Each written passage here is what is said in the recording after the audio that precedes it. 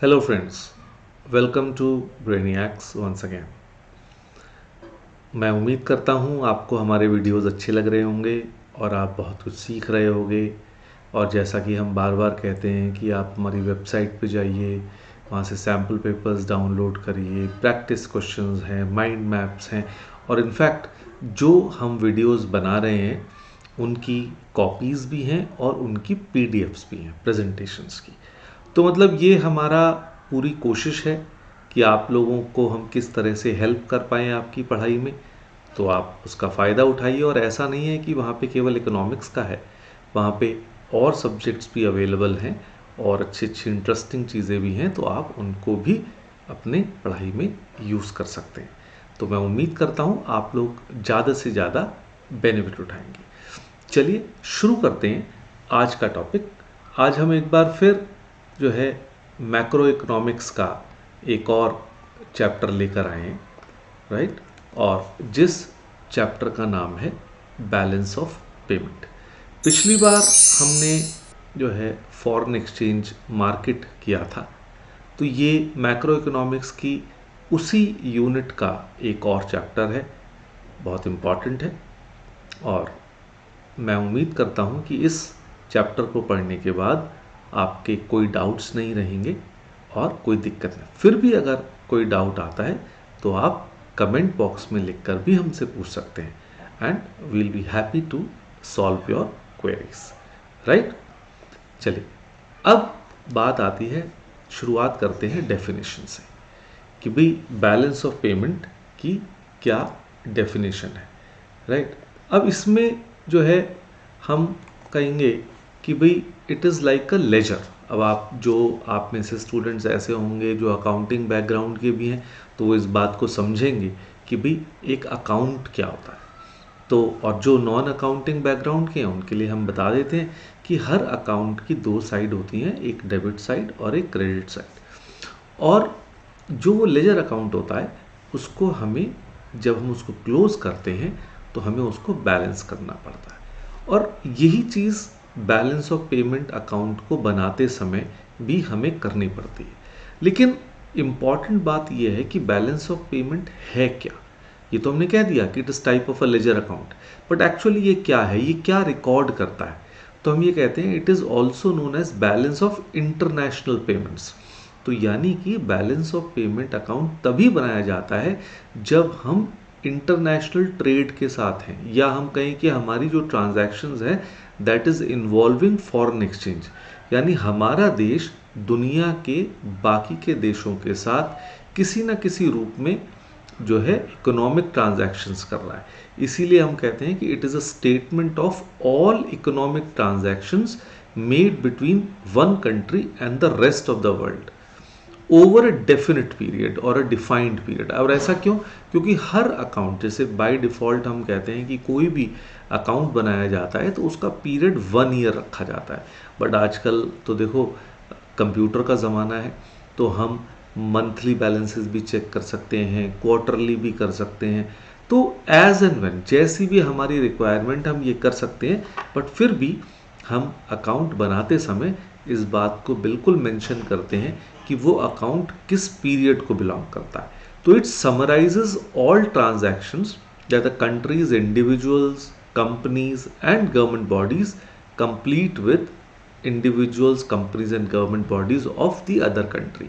यानी जब दो देशों के बीच में, दो देशों के लोगों के बीच में, सरकारों के बीच में या कंपनीज के बीच में जब कोई इकोनॉमिक ट्रांजैक्शन होती है तो it should be recorded in a balance of payment account, right.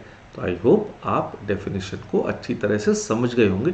फिर भी हम थोड़ा सा और डिटेल में जाते हैं कि इकोनॉमिक ट्रांजैक्शंस जिनकी हम बात कर रहे हैं वो हैं क्या।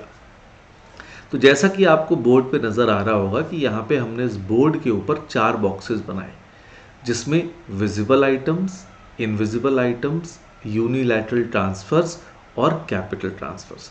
यानी कि ये 4 तरह की इकोनॉमिक ट्रांजैक्शंस हैं जिनको हम एक बैलेंस ऑफ पेमेंट अकाउंट में रिकॉर्ड करते हैं, राइट। अब एक एक करके देख लेते हैं क्या है। तो सबसे पहले हम आते हैं विजिबल आइटम्स पे। तो विजिबल आइटम्स का मतलब क्या है? ऑब्वियसली जो चीज़ नज़र आ सकती है, आप देख सकते हैं, you can see, you can feel, you can touch, right? तो वो तो गुड्स ही हो सकते हैं। तो it means export and import of goods, और हम इसको मर्चेंडाइज भी कहते हैं, राइट? अब हम आ जाते हैं इनविजिबल आइटम्स, यानी जो नज़र नहीं आएंगी। तो वो तो सर्विसेज ही हो सकती हैं, और आप इंटरनेशनली आप देखो हमारे देश में बहुत सारा काम कॉल सेंटर्स का हो रहा है। बहुत सारी एमएनसीज हैं जो बेशक दुनिया के दूसरे देशों में ऑपरेट कर रही हैं, लेकिन उनके जो कॉल सेंटर्स हैं या कस्टमर केयर सेंटर्स हैं वो इंडिया में। तो यानी हम सर्विस दे रहे हैं, मेडिकल ट्रांसक्रिप्शन की सर्विसेज, यहाँ तक कि हम जो ऑनलाइन क्लासेस लेते हैं तो ट्यूटोरियल सर्विसेज, सारी तरह की सर्विसेज दी जा रही है। फिर बात आती है यूनिलैटरल ट्रांसफ़र। अभी तक हमने जो बात की वो टू वे था, यानी किसी एक ने एक सर्विस दी और उसके बदले में पैसा लिया, या हमने गुड बेचा पैसा लिया, या हमने गुड खरीदा और पैसा दिया।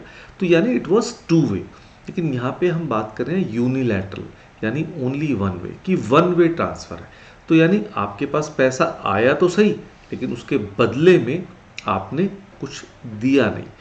तो अब ये किस तरह की ट्रांजैक्शंस हो सकती हैं भाई? अब जैसे हम ये कहते हैं कि हमारे हो सकता है रिलेटिव्स विदेश रहते हैं, या हमारे हम कहें फैमिली पीपल, और वो हमारे देश में पैसा भेज रहे हैं अपने फैमिली के पास, या विदेशी हमारे यहाँ रहते हैं और वो अपने देश में पैसा भेज रहे हैं। तो these are certain examples of unilateral transverse.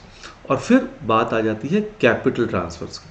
तो आप कैपिटल रिसीट्स या कैपिटल पेमेंट्स की जो ट्रांजैक्शंस होती हैं उनको हम कैपिटल ट्रांसफर्स कहते हैं, राइट? तो आप इसको ध्यान से पढ़िए, देखिए, और जैसा कि मैं बार बार कहता हूँ, इसको हम PDF के रूप में अपनी वेबसाइट पे देंगे और आप वहाँ से डाउनलोड करिए और आप बार बार पढ़ सकते हैं। तो ये बहुत इम्पॉर्टेंट 4 पॉइंट्स हैं जो MCQs में पूछे जा सकते हैं, तो बी केयरफुल अबाउट दैट। फिर आगे बढ़ते हैं कि हमारा जो BOP अकाउंट है उसका स्ट्रक्चर क्या होता है। जैसा कि मैंने आज के वीडियो की शुरुआत में ही कहा कि वो एक लेजर अकाउंट होता है। तो किसी भी लेजर अकाउंट की 2 साइड्स होती हैं, एक डेबिट साइड और क्रेडिट साइड, राइट? अब आगे कि ये रिकॉर्ड क्या करती हैं, कि हमने कहा जो डेबिट साइड है कि जो आउटफ्लो है, यानी कि हमारे देश से जो भी पैसा जाएगा, तो वो पैसा कब जाएगा? अगर हम इंपोर्ट करेंगे तो पैसा जाएगा, ठीक है ना? तो outflow of foreign exchange is recorded. तो इसीलिए क्योंकि हम जब पेमेंट्स करते हैं, हमने कोई असेट खरीद लिया तो हमारे पास से पैसा चला गया, तो ये एक तरीके का नेगेटिव साइन के साथ हमारी बुक्स में रिकॉर्ड होता है ऑन द डेबिट साइड। फिर बात आ जाती है क्रेडिट साइड की। तो ऑब्वियसली ये उसका रिवर्स है कि भाई जब भी पैसा आएगा, तो अगर आप एक्सपोर्ट करोगे तो पैसा आएगा, अगर हमें कहीं से लोन मिल गया, कोई ग्रांट मिल गई, कोई फाइनेंशियल एड मिल गई, किसी ने हमारे देश में इन्वेस्टमेंट कर दी, तो इन सब चीज़ों से पैसा आता है। तो ये हम BOP अकाउंट की, यानी बैलेंस ऑफ पेमेंट अकाउंट की क्रेडिट साइड पे रिकॉर्ड करते हैं। अब जैसा कि मैं कह रहा था कि हमें इन अकाउंट्स को बैलेंस करना पड़ता है, राइट? अब ऑब्वियसली ये तो कहना बड़ा मुश्किल होगा ना कि भाई हम जितना आउटफ्लो हो रहा है फॉरेन करेंसी का और जितना हमारे देश में फॉरेन करेंसी आ रही है वो इक्वल होगी, मतलब इन अ गिवन पीरियड।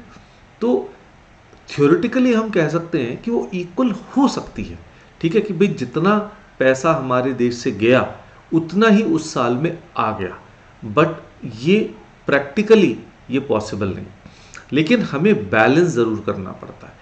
तो बैलेंस्ड BOP का मतलब तो ये हो गया कि हमने कहा जी हमारी जो डेबिट साइड की ट्रांजैक्शंस हैं और जो क्रेडिट साइड की ट्रांजैक्शंस वो इक्वल हो गई। अगर वो इक्वल है तो ये बैलेंस्ड BOP है। लेकिन अगर हम ये कहते हैं कि हमारी क्रेडिट साइड ज़्यादा है, तो क्रेडिट साइड क्योंकि वो अर्निंग्स थी, इनकमिंग थी, ठीक है, तो क्रेडिट साइड ज़्यादा है डेबिट साइड से, तो इसका मतलब हमारे पास सरप्लस BOP है कि हमारी इनकम ज़्यादा है। और अगर इसका रिवर्स यानी डेबिट साइड ज़्यादा है, यानी हमारे खर्चे ज़्यादा हैं, तो ऑब्वियसली वो हम एक डेफिसिट BOP अकाउंट की बात करेंगे, राइट? तो कई बार जो ये बैलेंस की बात हो रही है ये कुछ जगहों पे ऑफिशियल रिजर्व्स अकाउंट कह दिया जाता है। ऑफिशियल रिजर्व्स अकाउंट क्यों कहा जाता है कि भाई अगर हमारी अर्निंग ज़्यादा है तो जो भी हमारे देश की फॉरेन करेंसी रिजर्व्स हैं वो तो आरबीआई मेंटेन करता है। तो यानी कि अगर हमने एक गिवन पीरियड में हमारे पास इनकमिंग ऑफ फॉरेन एक्सचेंज ज़्यादा हुई तो वो सरप्लस जो है वो हमारी गवर्नमेंट ट्रेजरी में चला जाएगा, हमारे फॉरेन एक्सचेंज रिजर्व्स अकाउंट में चला जाएगा, यानी आरबीआई के पास चला जाएगा।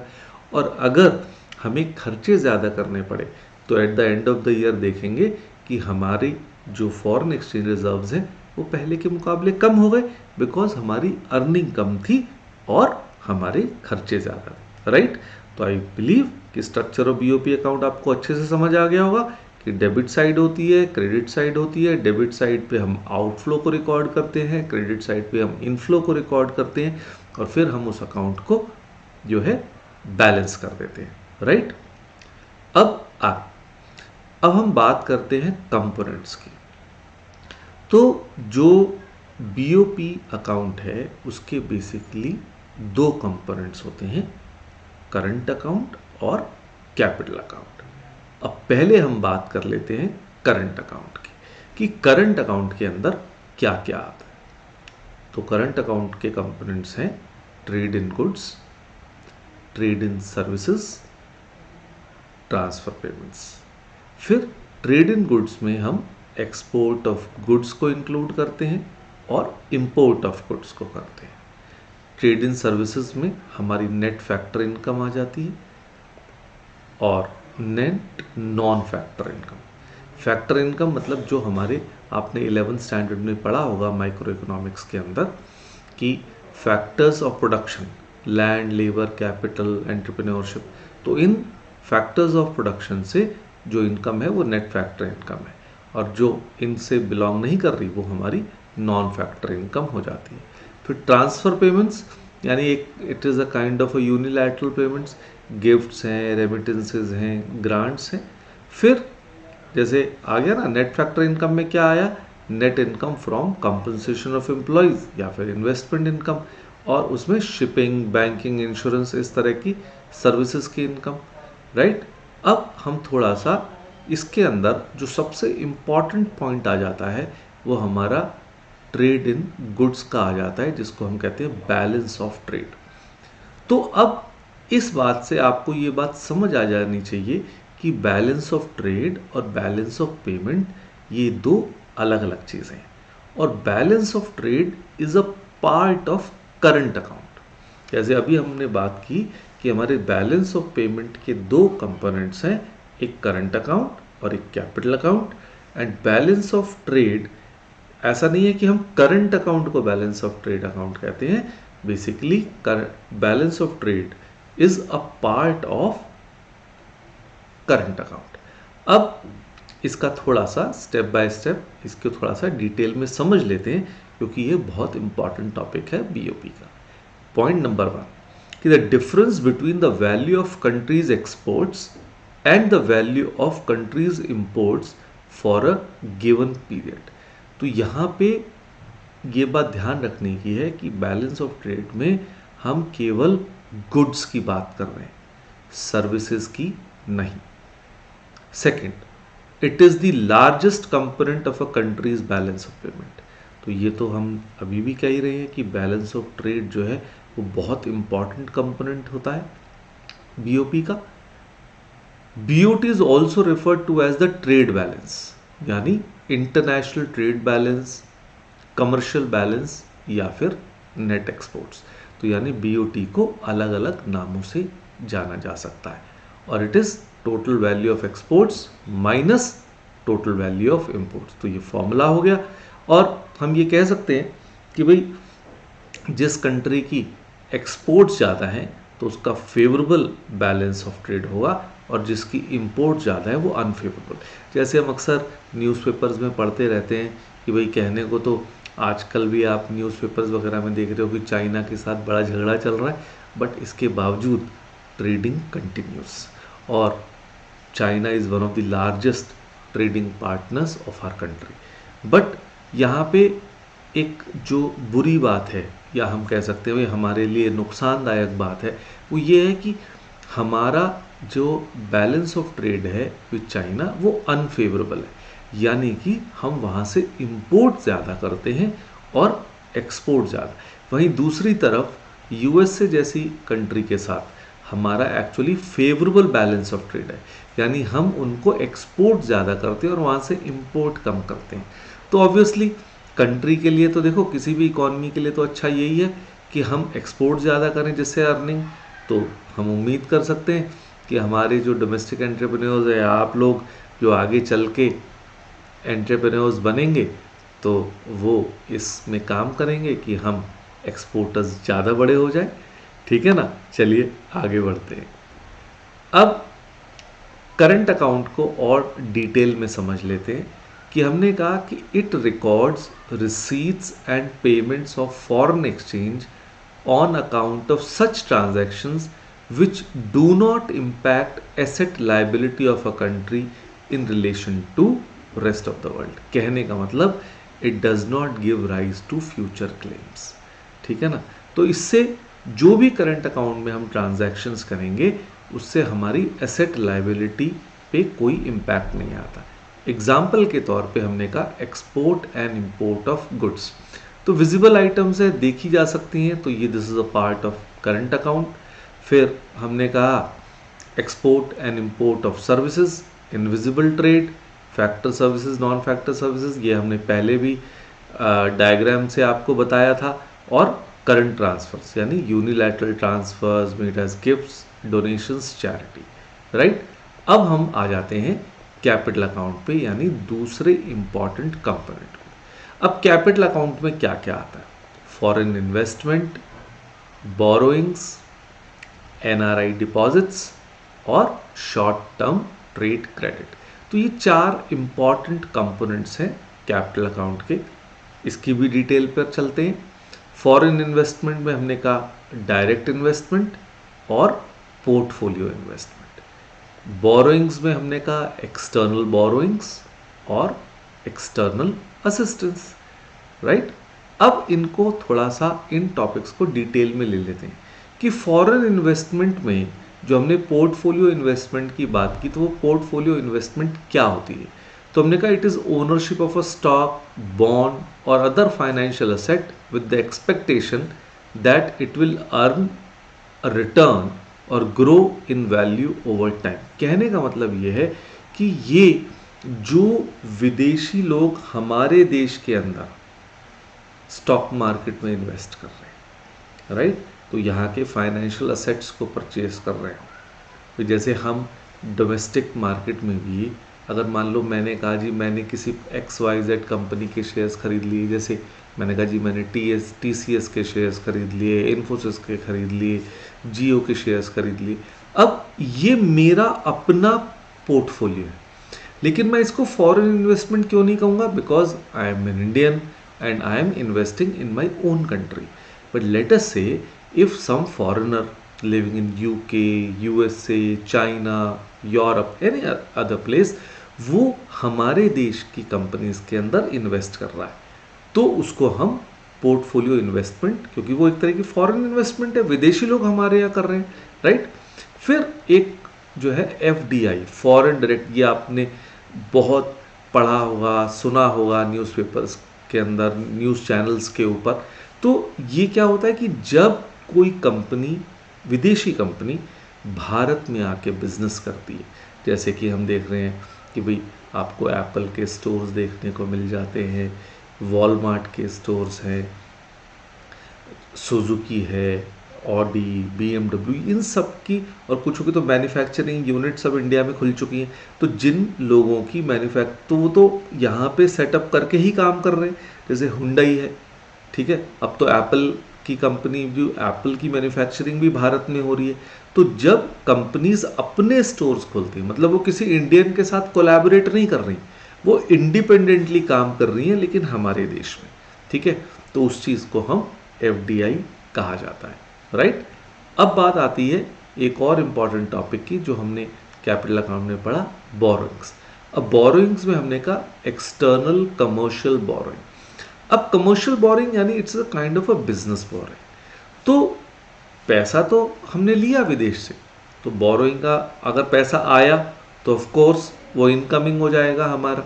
और इसी तरह से हम लैंड भी कर सकते हैं दुनिया के दूसरे देशों को। लोग मतलब ज़रूरी थोड़ी है कि हम ही कर्ज ले रहे हैं, ठीक है ना, हम ही बोरो कर रहे हैं। हो सकता है और कंट्रीज भी हमसे बोरो कर रही हो। भाई हमने किसी रिच कंट्री से बोरो किया, जैसे हमने कहा जी IMF से हमने बोरो किया या वर्ल्ड बैंक, ये तो इंटरनेशनल इंस्टीट्यूशंस हो गए। लेकिन हमने सपोज बैंक ऑफ जापान से बोरो किया, या तो इस तरह से अलग अलग तरीके से हम बोरो कर सकते हैं। बट अगर वो कमर्शियल काम के लिए, ठीक है ना, तो हम उसको और ज़रूरी नहीं है कि गवर्नमेंट ही बोरो करे, कंपनीज बोरो कर सकती हैं, इंडिविजुअल्स बोरो कर सकते हैं। तो ये चीज़ तो, लेकिन ये क्योंकि कमर्शियल एस्पेक्ट आ जाता है, बिजनेस एस्पेक्ट आ जाता है, तो ये मार्केट रेट ऑफ इंटरेस्ट पे होता है, राइट। वहीं पे दूसरी तरफ जब हम एक्सटर्नल असिस्टेंस की बात करते हैं, तो असिस्टेंस तो हो गई हेल्प, मदद। तो यहाँ पे ये या तो very low rate of interest होता है या ज़ीरो रेट ऑफ इंटरेस्ट हो सकता है, ठीक है। तो that is depending on the kind of assistance which people of our country are receiving और द गवर्नमेंट इज रिसीविंग। तो बेसिकली ये गुडविल जेस्चर के रूप में होता है, दूसरे देश के साथ फ्रेंडली रिलेशंस मेंटेन करने के लिए होता है, हेल्प करने के लिए होता है। जैसे हम कई बार देखते हैं कि मेट्रो के अंदर हमें बैंक ऑफ जापान से हेल्प मिली, लेकिन हमारा देश कभी श्रीलंका की हेल्प कर रहा होता है, मालदीव्स की हेल्प कर रहा होता है, जो छोटे छोटे देश हैं, ठीक है। तो ये एक्सटर्नल असिस्टेंस के रूप में होता है, right. Then we come to और क्या कंपोनेंट्स हो सकते हैं, तो उसमें पहले आ गया NRI डिपॉजिट्स। तो NRI डिपॉजिट्स का मतलब ये नहीं है कि हम ये कहें कि वो जो इंडिविजुअल, बात NRI यानी नॉन रेजिडेंट इंडियंस। तो नॉन रेजिडेंट इंडियंस जब भारत में, हो सकता है गवर्नमेंट ऑफ इंडिया ने कोई स्कीम दी हो, इन्वेस्टमेंट ऑप्शंस दिए हों उन लोगों को टू अट्रैक्ट दैट मनी, कि भाई NRIs obviously will have a soft corner for their country. तो भारत के लिए उनके मन में हमेशा रहा होगा, रहता है। जैसे आप देखते भी हो कि जब वैसे कुछ दिनों में मोदी जी के कई चक्कर विदेशों में लगे, और वहाँ पे जो इंडियन डायस्पोरा है वो किस तरह से वेलकम करती है, उनको सुनने आती है। तो इससे पता चलता है there is a love for our country.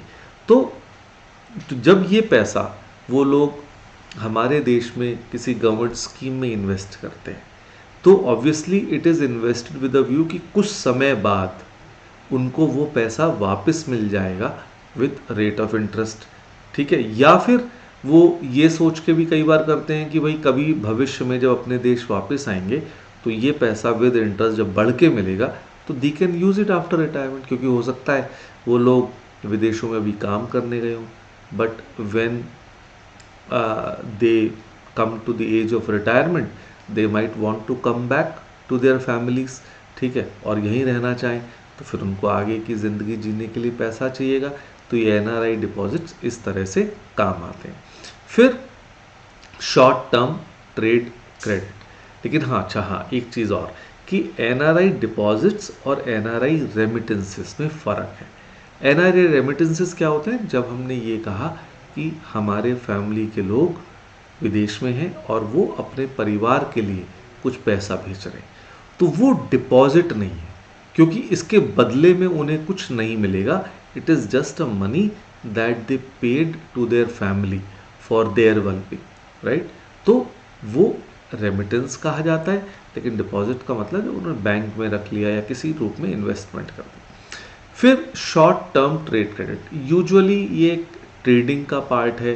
जब हम क्रेडिट सेल या क्रेडिट परचेज करते हैं तो उसके बदले में हमें को अगर समय दिया गया कि भाई आप विद इन 1 ईयर पेमेंट कर सकते हैं, तो ऑब्वियसली उतनी देर के लिए आपको पैसा मिला हुआ है, राइट। तो जैसे इसका मतलब क्या हुआ कि अगर हमने कहा, तो ये it's kind of a short term finance हम कह सकते हैं कि भाई हमने कुछ खरीदा उधार, तो लेट्स से वो $10,000 की ट्रांजैक्शन थी, बट हमें समय मिला कि हमने वो चीज़ खरीद ली, हम उसको यूज़ कर रहे हैं या सेल कर रहे हैं और उसको प्रॉफिट जनरेट कर रहे हैं और उसके बाद हम उसको पेमेंट, तो इन द मीन टाइम हम उस $10,000 को यूज़ कर पाए, राइट? तो that is called short term trade credit. तो this was all in this chapter. I believe आपको ये चीज़ अच्छी तरह समझ आई होगी और आपको अच्छी भी लगी होगी। बार बार देखिए, अगर नहीं समझ आता, फिर भी कोई डाउट्स हो तो आप कमेंट सेक्शन में लिख के हमसे पूछ सकते हैं। अपने फ्रेंड्स को भी बताइए, बेनिफिट सबको मिलना चाहिए, ठीक है? तो जो अभी हमारे बारे में नहीं जानते तो please act as our brand ambassadors, आप भी फ़ायदा उठाएं और लोगों को भी दें, right? So see you till next time, wait for the next video. Thank you.